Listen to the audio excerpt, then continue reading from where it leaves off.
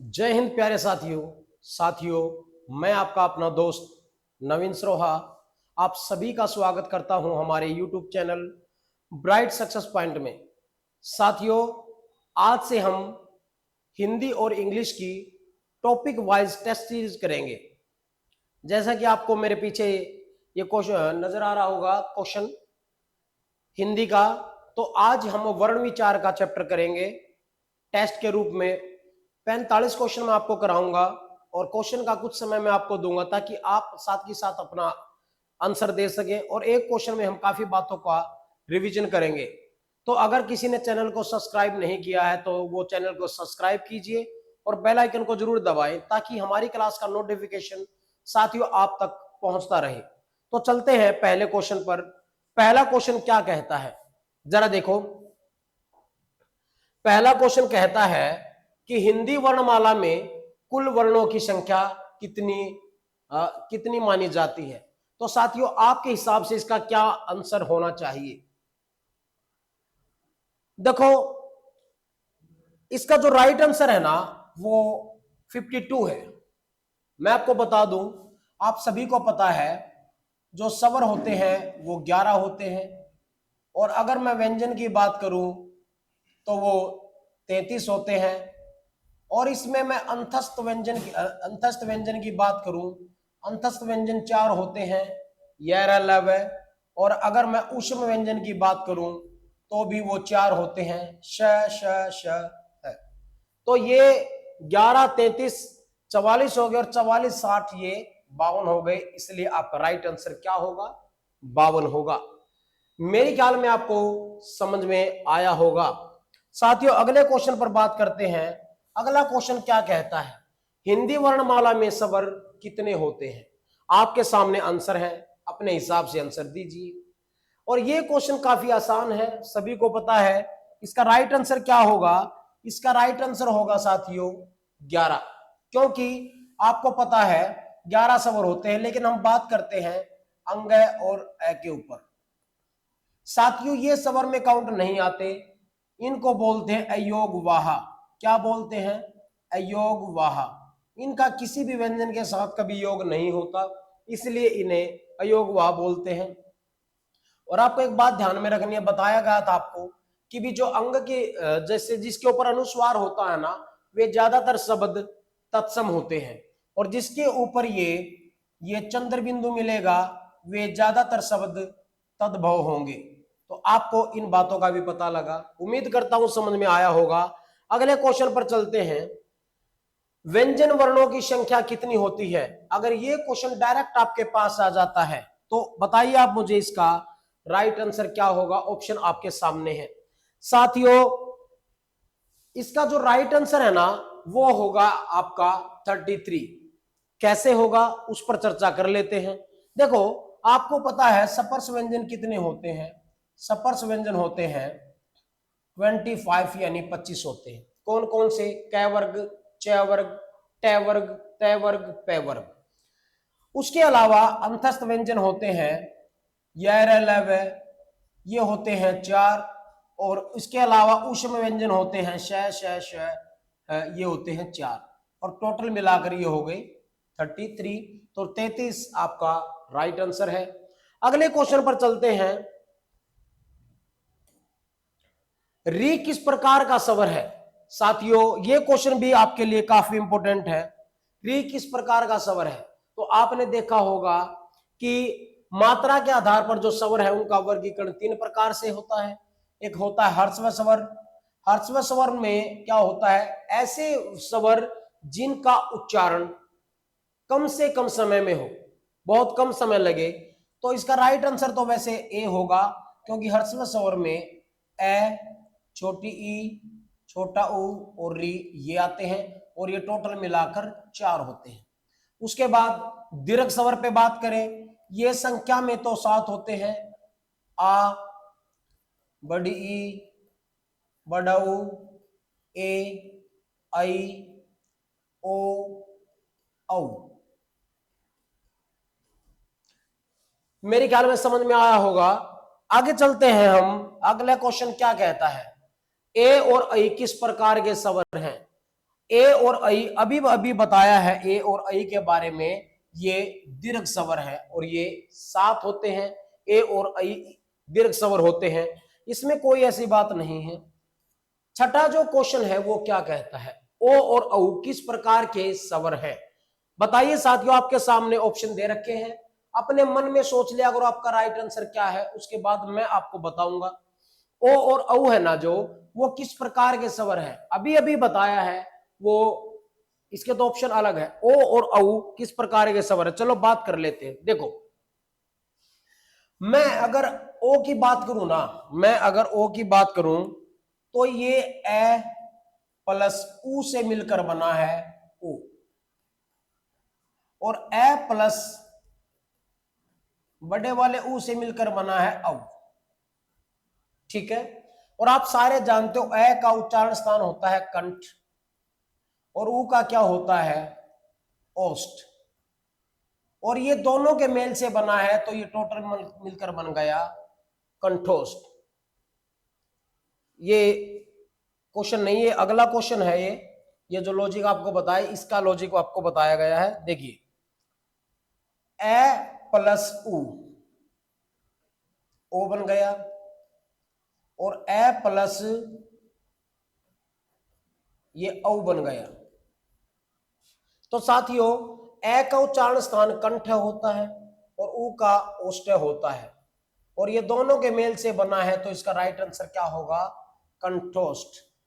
ये ओष्ठ कंठ, ये मिसप्रिंट है, ये कंठोष्ठ होता है। तो अगले क्वेश्चन पर चलते हैं। अगला क्वेश्चन क्या कहता है, ए स्वर का उच्चारण स्थान क्या होता है? बिल्कुल अच्छा क्वेश्चन है, आपके सामने आंसर दिए हैं। तो देखो, ए का उच्चारण स्थान क्या होता है, जरा बताओ इसका आंसर राइट क्या होगा। देखो, इसका उच्चारण स्थान है ना, वो होगा ए, ए, क्योंकि आपको पता है ना, ए और आ या फिर कै वर्ग के प्रथम 4 वर्ण या विसर्ग या फिर है, ये कंठ में आते हैं। तो अगले क्वेश्चन पर चलते हैं। अगला क्वेश्चन क्या कहता है, ए स्वर का उच्चारण स्थान क्या होता है? ए स्वर का, इसका तो अभी बताया था, ए स्वर का उच्चारण स्थान क्या होता है, ए स्वर का उच्चारण स्थान होता है कंठ। तो बात कर लेते हैं आगे, री स्वर का उच्चारण स्थान क्या होता है? री स्वर का उच्चारण स्थान क्या होता है? तो साथियों, मैं आपके नॉलेज के लिए बता दूं, आपका राइट आंसर क्या होगा, मूर्धा। देखो, एक बात याद रखना कि जैसे मैं आपके सामने एक इंसान बना देता हूं, जब भी कोई विचार आता है वो मन में आता है, लेकिन मन की बात किसी को सुनाई नहीं देती। मन के बाद विचार आता है कंठ में, तो ये होता है कंठ, और कंठ के बाद क्या आता है, तालव, तालव के बाद क्या आता है, मूर्धन्य, और मूर्धन्य के बाद आता है दंत, और बाद में सबसे आता है ओष्ठ। तो जिस प्रकार ये सीरीज चलती है, आपको उसी प्रकार से कंठ, तालो, मूर्धन्य, दंत, ओष्ठ, इसी प्रकार से चलना है। तो आपका राइट आंसर क्या होगा? तो हमने कर लिया 8वां क्वेश्चन। 9वें क्वेश्चन पर चलते, च, छ, ज, झ, या किस प्रकार के वर्ण है ये? आपके सामने ऑप्शन दिए हैं, कंठ, तालव, दंत, मूर्धन्य। जरा इसका राइट आंसर क्या होगा, आप हमें बता सकते हैं। देखिए, इसका जो राइट आंसर होगा ना, मैं एक बात आपको बता दूं, जैसे हमने एक अभी क्वेश्चन किया था और उसमें बताया था सबसे पहले उच्चारण स्थान कंठ होता है, फिर तालव होता है। उसी प्रकार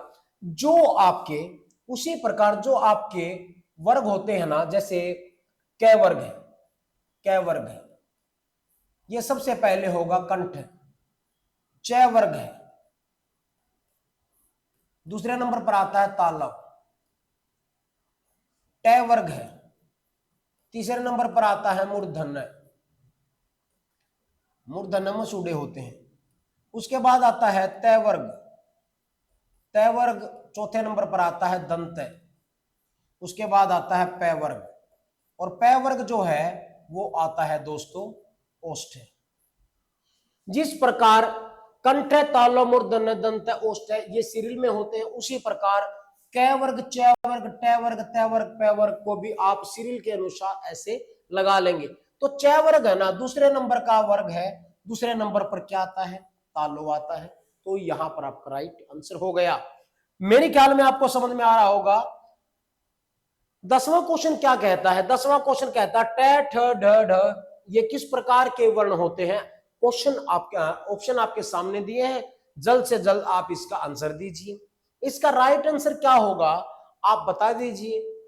देखो इसका जो राइट आंसर होगा ना साथियों, पहले तो ये देखो टे परिवार कौन से स्थान पर आता है, कै वर्ग, च वर्ग, टे वर्ग तीसरे नंबर पर आता है।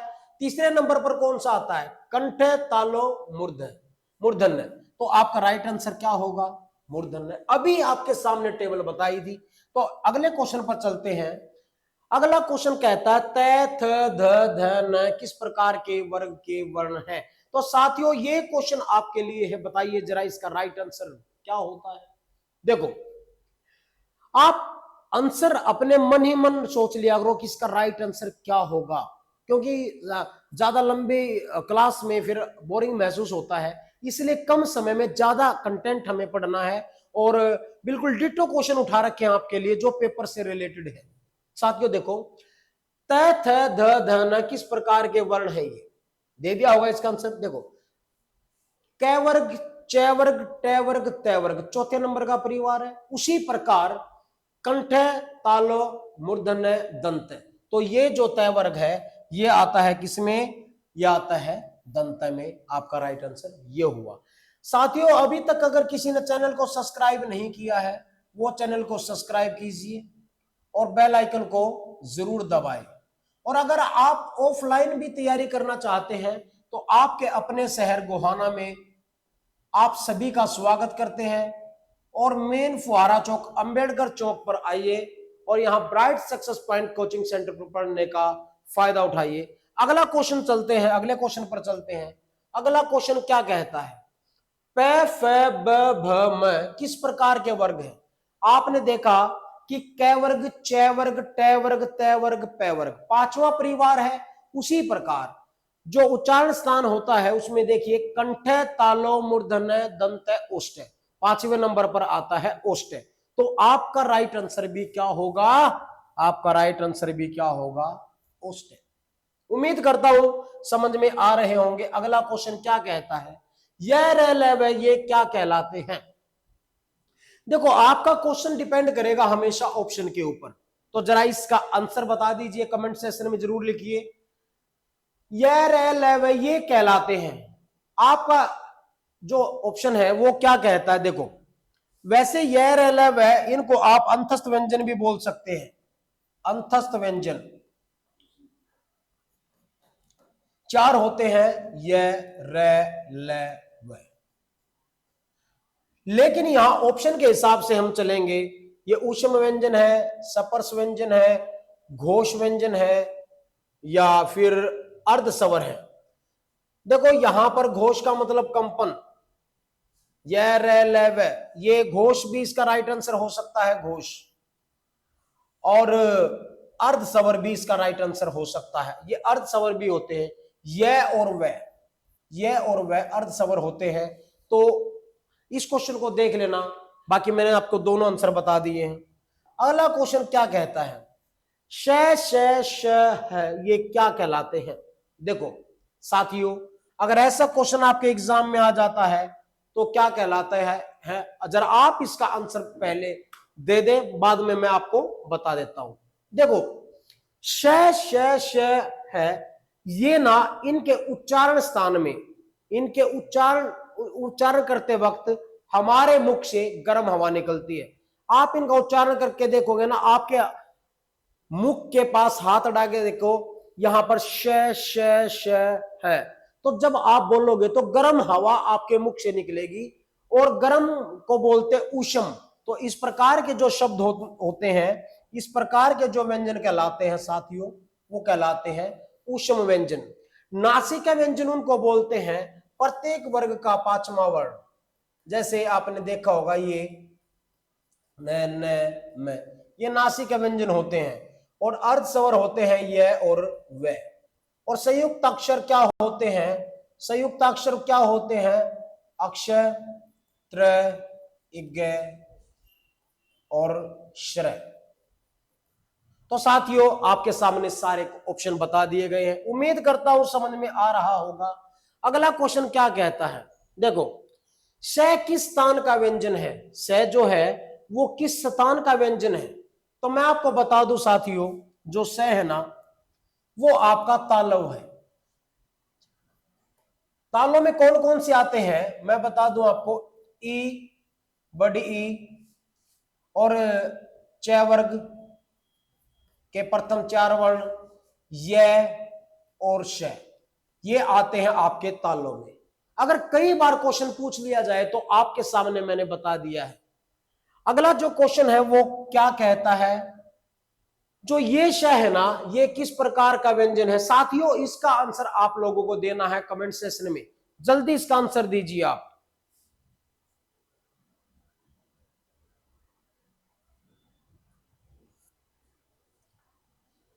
देखो जो श है ना वो किस प्रकार का व्यंजन है? श भैया मूर्धन्य है, तालव है या दंत है? तो आपको ये ध्यान में रखना है, इसका राइट आंसर क्या होगा?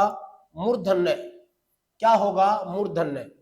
आपको मैं बता दूं, रे सॉरी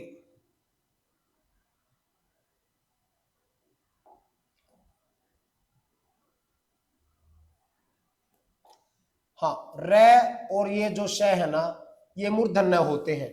अगला क्वेश्चन क्या कहता है? अगले क्वेश्चन पे स जो है किस स्थान का व्यंजन है? मूर्धन्य के बाद क्या आता है? मूर्धन्य के बाद आता है दंत। तो ये आपका श जो है ये दंत है। साथियों अगर आप डेली इस प्रकार की टेस्ट सीरीज करेंगे ना तो हरियाणा में या फिर जहां पर हिंदी आती है कोई भी ऐसा एग्जाम नहीं होगा जिसमें आपके सारे क्वेश्चन सॉल्व ना होंगे। मैं आपको यहां 45 क्वेश्चन करवाने वाला हूं आज, और 45 क्वेश्चन में मैं आपको करीबन करीबन 100 एक्स्ट्रा बातें और बता दूंगा। तो जो बच्चा ध्यान से पढ़ेगा, जो स्टूडेंट लगन से पढ़ेगा, मैं लिख कर दे सकता हूं आपके हिंदी में 1 नंबर भी नहीं कटने वाला। तो साथियों अगले क्वेश्चन पर चलते हैं। है जो है किस प्रकार का व्यंजन है ये ना आ जाता है ना, तो अगर यहां पर ऑप्शन में होता स्वर यंत्र तो आप ये स्वर यंत्र पे जाते, लेकिन स्वर यंत्र नहीं है ना, तो जो आपका है ना ये कंठे पे जाता है। किस पे जाता है? कंठे पे। मैंने बता दिया था आपको कंठे में कौन कौन से वर्ण आते हैं। तो अगला जो क्वेश्चन है वो क्या कहता है, अंग जो है अनुस्वार किस ध्वनि का सूचक होता है? बताइए आप मुझे। वो ऊष्म होता है, नासिक होता है, घोष होता है या फिर संयुक्त होता है? तो मुझे बताइए आप इसमें क्या आंसर लगाएंगे।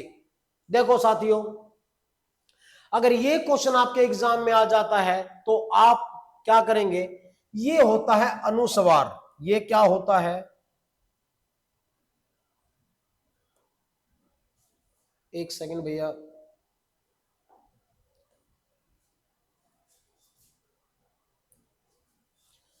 ये क्या होता है? अनुस्वार होता है। पहली तो बात, अनुस्वार कौन से होते हैं? जिसके ऊपर ये बिंदु लगा होता है ना वे अनुस्वार होते हैं।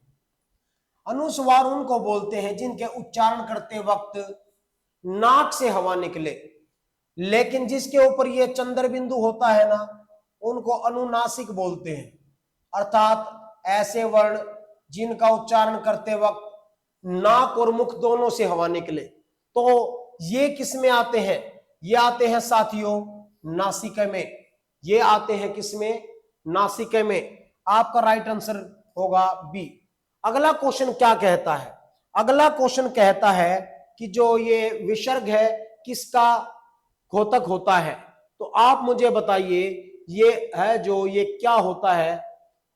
इसका क्वेश्चन आंसर आप कमेंट सेक्शन में दीजिए, आपके पास 5 सेकंड का समय है।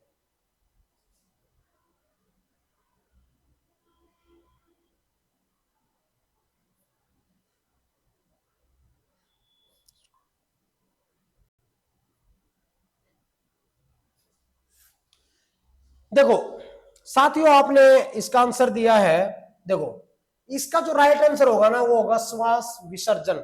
जब आप इसको बोलोगे ना तो आपको सांस छोड़ना पड़ेगा, सांस का विसर्जन करना पड़ेगा, अपने श्वास का विसर्जन करना पड़ेगा। तो आपका राइट आंसर क्या होगा? ए। अगला क्वेश्चन है, व्यंजन का उच्चारण किसके सहयोग से होता है? साथियों आपने पढ़ा होगा, इसका अगर राइट आंसर दोगे तो क्या दोगे? देखो आपने पढ़ा होगा कि जो वर्ण है वो दो प्रकार के होते हैं, एक स्वर होते हैं, एक व्यंजन होते हैं। और स्वर उन्हें कहते हैं जो बिना किसी अन्य वर्ण की सहायता से बोले जाते हैं, लेकिन व्यंजन उनको बोले जाते हैं जो स्वरों की सहायता से बोले जाते हैं। व्यंजन उनको कहते हैं जो स्वरों की सहायता से बोले जाते हैं। तो आपका राइट आंसर बनेगा केवल स्वरों से। किसके सहयोग से होता है? स्वरों के सहयोग से। तो यहां पर 22 नंबर क्वेश्चन पर चलते हैं। 22 नंबर क्वेश्चन क्या कहता है साथियों? स्वर वे ध्वनियां हैं जो, स्वर वे ध्वनियां हैं जो आपके पास चार ऑप्शन है, व्यंजन के बिना नहीं बोल सकते, स्वतंत्र रूप से उच्चारित होती हैं, संयुक्ताक्षर है, या केवल ओष्ठ से निकलती है। तो इसका राइट आंसर क्या होगा? तो प्यारे साथियों इसका राइट आंसर क्या होगा? इसका राइट आंसर होगा ए। सॉरी, इसका राइट आंसर क्या होगा? ए नहीं होगा भाई, ए नहीं होगा, इसका होगा स्वतंत्र रूप से उच्चारित होती है। जो स्वर है आपका वो बिना किसी अन्य वर्ण की सहायता से बोला जाता है, मतलब ये स्वतंत्र रूप से इसका उच्चारण होता है। तो आपका राइट आंसर होगा बी। अगला क्वेश्चन क्या कहता है? हिंदी वर्णमाला में कितने वर्ग हैं? बिल्कुल अच्छा क्वेश्चन है। अगर ये क्वेश्चन आपके पास आ जाता है तो साथियों न जाने कितने बच्चे एक नंबर गवा देंगे। और एक नंबर से अगर आपका सिलेक्शन रह गया तो सिलेक्शन हर रोज नहीं होता है, पेपर हर रोज नहीं होता है। तो आपका राइट आंसर क्या होगा? वर्ग है भैया, कितने वर्ग है साथियों? 5। अभी बताया था आपको, कै वर्ग, च वर्ग, ट वर्ग, त वर्ग, प वर्ग। अगर ये क्वेश्चन आपके एग्जाम में आ गया तो आपके 5 वर्ग हैं, 5 वर्ग। तो आपका राइट आंसर क्या होगा? यहां सी इज द राइट ऑप्शन। अगला क्वेश्चन क्या कहता है? हिंदी वर्णमाला में कितने वर्ग है? ये हो गया है। प्रत्येक वर्ग में कितने वर्ण होते हैं? बिल्कुल अच्छा क्वेश्चन है। अगर ये क्वेश्चन आ गया तो आप इसका आंसर क्या दोगे? जरा बताओ मुझे। प्रत्येक वर्ग में कितने वर्ण होते हैं? 5 होते हैं। कितने होते हैं? 5 होते हैं। जैसे कै वर्ग है, कै वर्ग में होगा कै, ख, घ, घ और ये। तो आपने देखा प्रत्येक वर्ग में 5 वर्ण होंगे। अगला क्वेश्चन क्या कहता है? अगले क्वेश्चन पर चलते हैं। अये जो है किस प्रकार का वर्ण है? अये तो मैं साथियों आपको बता दूं, ये इसका राइट आंसर क्या होगा? पहले आप बताओ मुझे, फिर मैं आपको इसका आंसर बताता हूं। देखो सारे बच्चे समझ गए होंगे। ये सर घोष नहीं हो सकता, ये घोष नहीं हो सकता, ये हम इसमें चलते ही नहीं। देखो जो अये है ना, वैसे घोष तो है, ये घोष तो है, ये घोष है, ये बिल्कुल ठीक बात है, घोष हो सकता है ये। क्योंकि आपने शायद पढ़ा नहीं होगा कि प्रत्येक वर्ग का तीसरा, चौथा और पांचवा ये घोष होते हैं। घोष का मतलब होता है कंपन, जिनके उच्चारण में कंपन हो, नाद हो। ये इसका राइट आंसर घोष भी हो सकता है ऑप्शन के हिसाब से। अच्छा, प्रत्येक वर्ग का जो पांचवा वर्ण है ना, जैसे ये है, प्रत्येक वर्ग का पांचवा वर्ण ये नासिका में आते हैं साथी। किस में आते हैं? नासिका। तो ऑप्शन के हिसाब से इसका राइट आंसर नासिका भी हो सकता है। लेकिन जब एग्जाम होगा वहां पर आपको अगर ऐसा क्वेश्चन मिल गया जिसके 2 राइट आंसर है तो ऐसे क्वेश्चनों में आपको ग्रेस दिया जाता है। तो अगला क्वेश्चन क्या कहता है? अगला क्वेश्चन कहता है नासिका वर्ण कितने होते हैं? नासिका वर्ण 5 होते हैं। अभी अभी आपको बताया प्रत्येक वर्ग के 5 वर्ण, पांचवा वर्ण, जैसे ड, य, न, अण या म, ये होते हैं। ये नासिका में 5 वर्ण होते हैं। कितने होते हैं? 5 वर्ण होते हैं, और आपका ऑप्शन राइट हो जाएगा सी। अगला क्वेश्चन है, हिंदी में कितने उच्चारण स्थान माने जाते हैं? हिंदी में कितने उच्चारण स्थान माने जाते हैं? अगर यह क्वेश्चन आपका एग्जाम में आ गया तो क्या करेंगे? इसका राइट आंसर बताइए कमेंट सेक्शन में।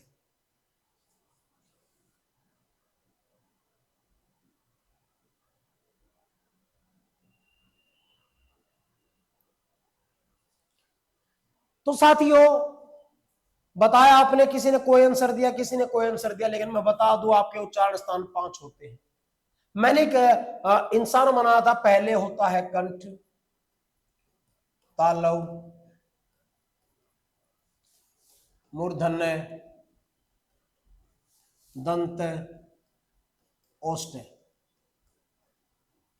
ये 5 होते हैं। तो ऐसा क्वेश्चन अगर आ जाए तो गलत नहीं करना है साथियों। अगला क्वेश्चन है, घ और झ किस प्रकार के व्यंजन है? घ और झ किस प्रकार के व्यंजन है? देखो, ये जो है ऑप्शन काटने सीखो आप। पहले तो आप आंसर दीजिए। ये 2 ऑप्शन तो आपके कट जाते हैं, 2 ऑप्शन नहीं हो सकते। अच्छा, घोष क्या होता है और अघोष क्या होता है? घोष का मतलब होता है गूंज, नाद, कंपन, अर्थात ऐसे वर्ण जिनका उच्चारण करते वक्त कंपन हो उन्हें घोष कहते हैं। कई बार घोष की बजाय स घोष भी आ जाता है, स घोष भी आ जाता है। अघोष क्या होता है? ऐसे वर्ण जिनके उच्चारण करते वक्त किसी भी प्रकार की कंपन ना हो।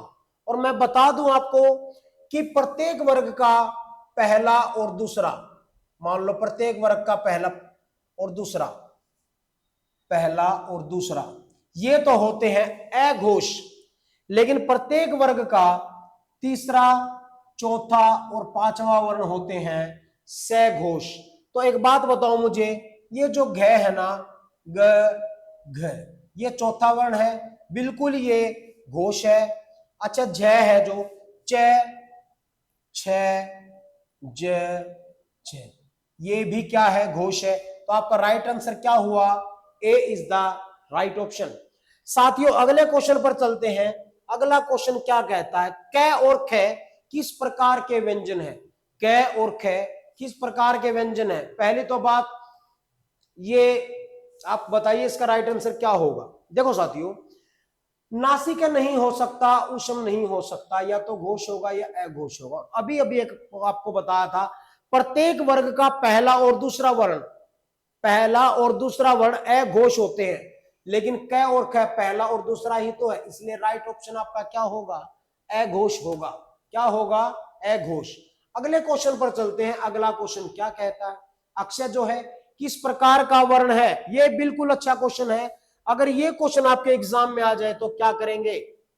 जल्दी से इसका आंसर दीजिए कमेंट सेक्शन में। तो चलो चर्चा कर लेते हैं साथियों इस पर।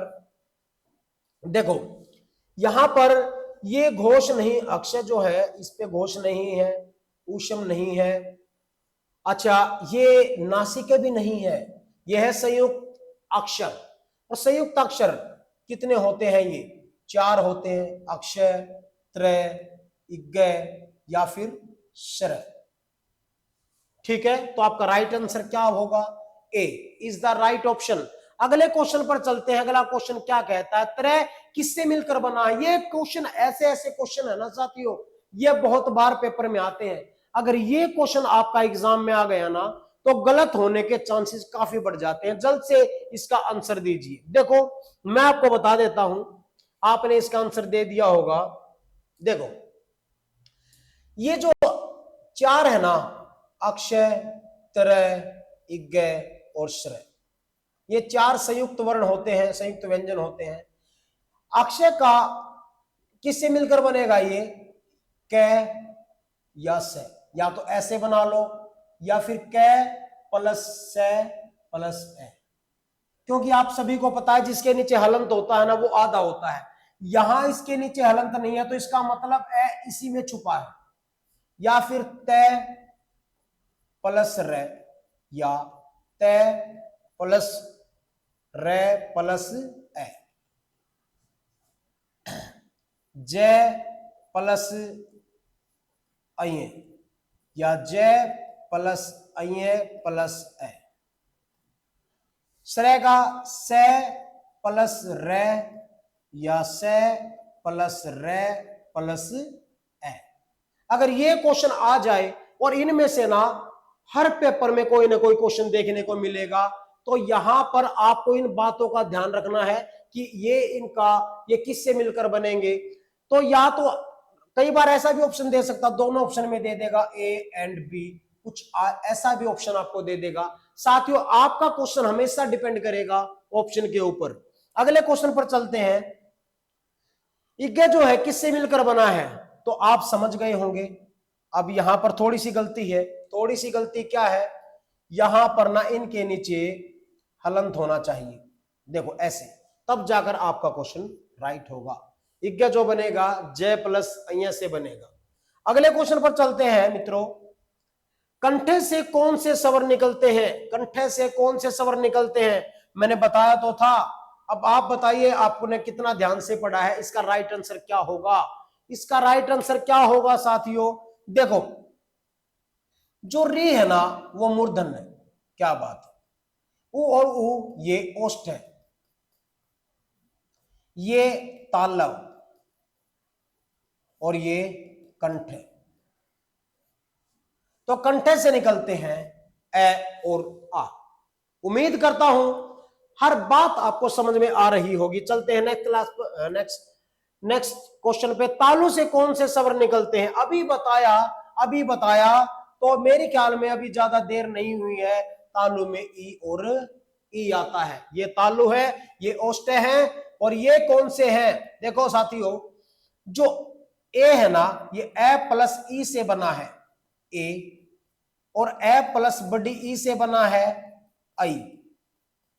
ए का उच्चारण स्थान कंठ होता है और इसका क्या होता है? ताला होता है। तो इस दोनों से क्वेश्चन के ऊपर अब यहां पर दोनों से मिलकर बना है, तो इसका राइट आंसर क्या होगा? कंठ तालु, ए और आई का। लेकिन तालु से कौन से स्वर निकलते हैं? तो आपका राइट आंसर होगा ए। उम्मीद करता हूं समझ में आ रहा होगा। 35 नंबर क्वेश्चन पे आ गया। ओष्ठ से कौन से स्वर निकलते हैं? अभी बताया है भैया, अभी बताया है। ये तो एक ही क्वेश्चन में सारे कर दिए थे सोल्व। आपका राइट आंसर क्या होगा? उ और उ। ओष्ठ के आधार पर जो स्वर है वो भी दो प्रकार के होते हैं। ओष्ठ के आधार पर स्वर, एक तो होता है वर्ताकार, और एक होता है अवर्ताकार। साथियों, स्वर आपको पता है 11 होते हैं। ऐसे स्वर जिनका उच्चारण करते वक्त आपके होठों का आकार गोल हो जाए वे वर्ताकार होते हैं, और ऐसे स्वर जिनका उच्चारण करते वक्त होठों का आकार गोल ना हो वे अवर्ताकार होते हैं। जैसे उ, बड़ा उ, ओ और औ, ये वर्ताकार होते हैं। इनको छोड़कर ए, आ, ई, री, ए, आई, ये अवर्ताकार होते हैं। तो मेरे ख्याल में समझ में आ गया होगा। अगले क्वेश्चन पर चलते हैं साथियों। अगला क्वेश्चन क्या कहता है कि री किस पर स्थान का स्वर है?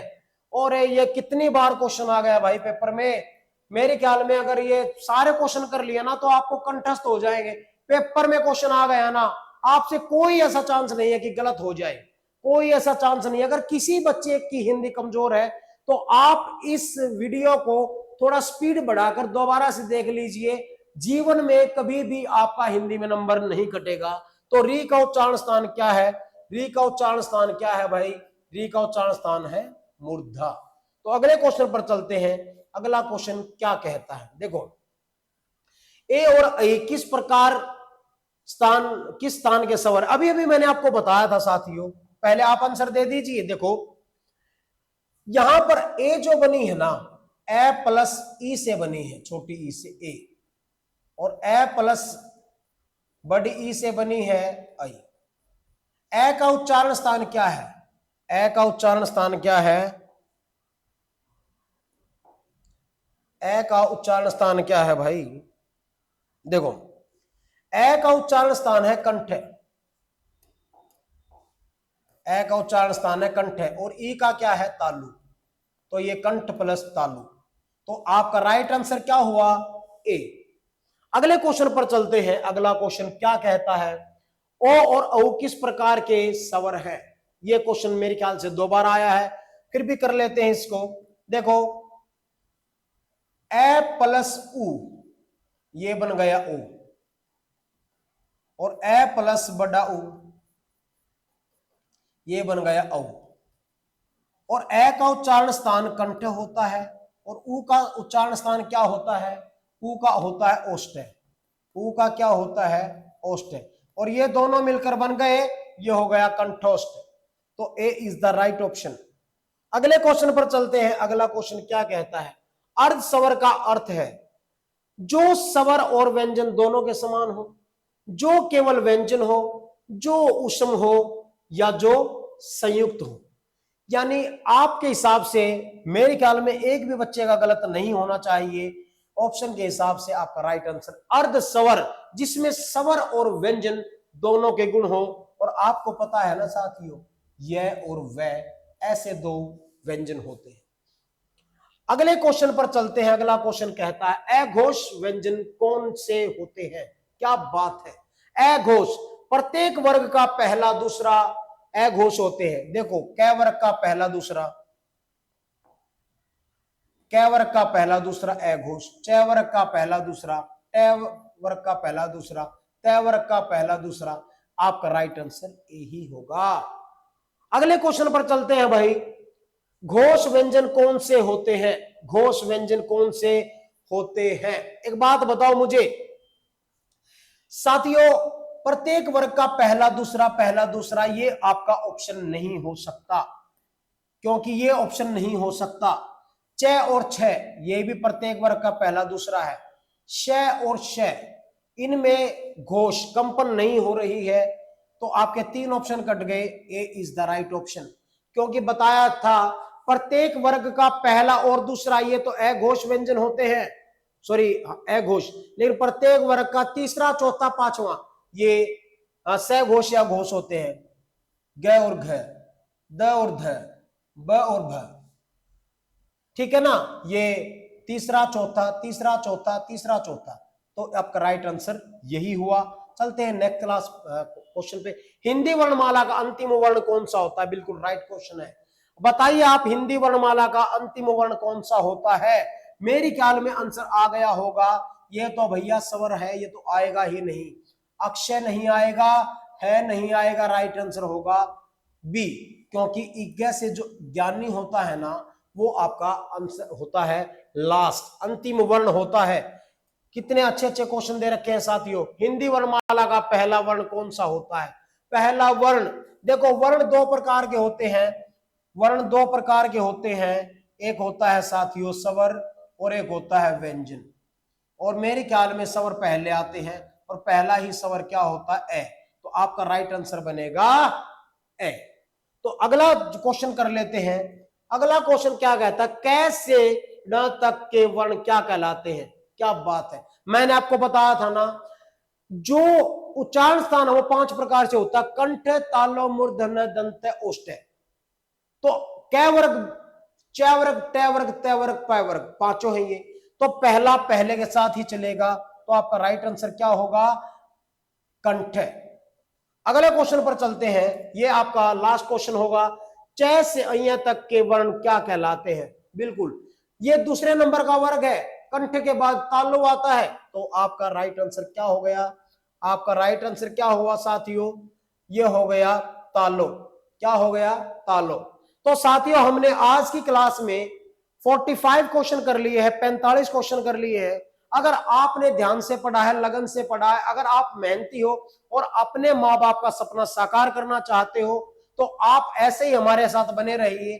और अगर आपने हमारे चैनल को सब्सक्राइब नहीं किया है तो जल्द से जल्द सब्सक्राइब कीजिए। अगर किसी भी प्रकार का डाउट है या फिर आप ऑफलाइन तैयारी करना चाहते हैं, तो आपके अपने शहर गोहाना में आइए, मन लगाकर तैयारी कीजिए। गोहाना का सबसे बेस्ट कोचिंग सेंटर होगा, सबसे ज्यादा सिलेक्शन देने वाला कोचिंग सेंटर है ब्राइट सक्सेस पॉइंट। हमारी लोकेशन है मेन फुहारा चौक नियर भोले का ढाबा।